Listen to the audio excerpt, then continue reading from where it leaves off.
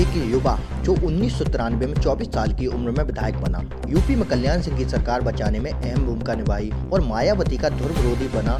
नाम रघुराज प्रताप सिंह और राजा भैया, जो यूपी की राजनीति में एक बड़ा चेहरा है। तो आज हम राजा भैया के बारे में एक एक बात बताएंगे, क्योंकि आपको शायद पता ना हो।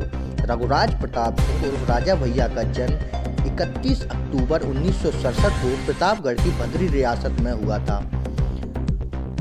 उनके पिता का नाम उदय प्रताप सिंह व माता का नाम मंजुल राजे है। राजा भैया को तूफान सिंह के नाम से भी जाना जाता है।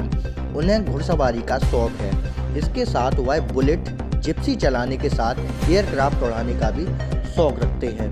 साल 1993 के विधानसभा चुनाव से राजा भैया ने 24 साल की उम्र में राजनीति में कदम रखा था और तभी से वह लगातार विधायक हैं। एक समय था जब मुलायम सिंह यादव ने रघुराज प्रताप सिंह और राजा भैया का विरोध किया था। उन पर दंगों में शामिल होने के आरोप थे, लेकिन वहीं मुलायम सिंह यादव राजा भैया के मुरीद हो गए। एक बार यूपी में विधानसभा चुनाव हो रहा था, तब उनकी खिलाफत करने के लिए सूबे के तत्कालीन मुख्यमंत्री कल्याण सिंह कुंडा पहुंचे। कल्याण सिंह ने अपने भाषण में कहा था, गुंडा विहीन कुंडा करो, ध्वज उठाए दोनों हाथ। इसका मतलब यह निकाला गया था कि राजा भैया को कुंडा से मुक्त करो। लेकिन इसके बावजूद बीजेपी उम्मीदवार बुरी तरह से राजा भैया के सामने चुनाव हार गया था और फिर मुख्यमंत्री कल्याण सिंह ने राजा भैया को अपने मंत्रिमंडल में शामिल कर लिया था।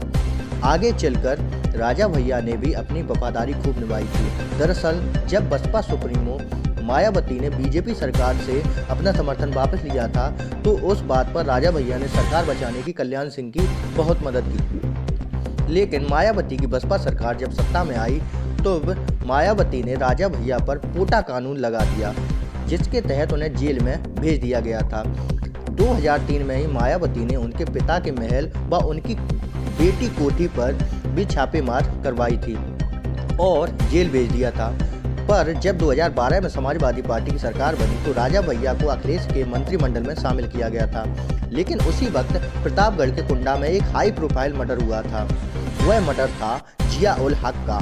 उस मामले में राजा भैया का नाम आया था, जिसके चलते उन्हें मंत्रिमंडल से इस्तीफा देना पड़ा था। मामले की सीबीआई जांच कराई गई, लेकिन राजा भैया को क्लीन चिट मिल गई। प्रतिशत उन्हें 8 महीने बाद फिर से मंत्रिमंडल में शामिल कर लिया गया था। लेकिन अब अखिलेश राजा भैया को पहचानने तक से इनकार करते हैं।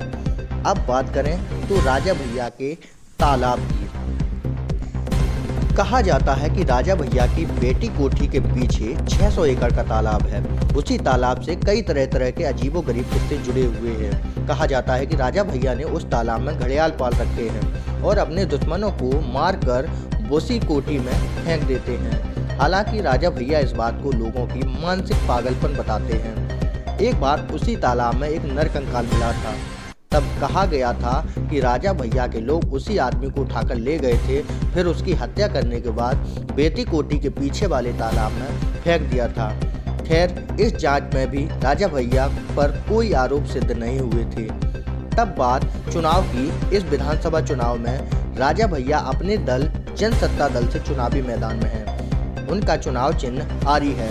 कहा जाता है कि जनता हर बार राजा भैया को जिताने का प्रतिशत बढ़ाती है।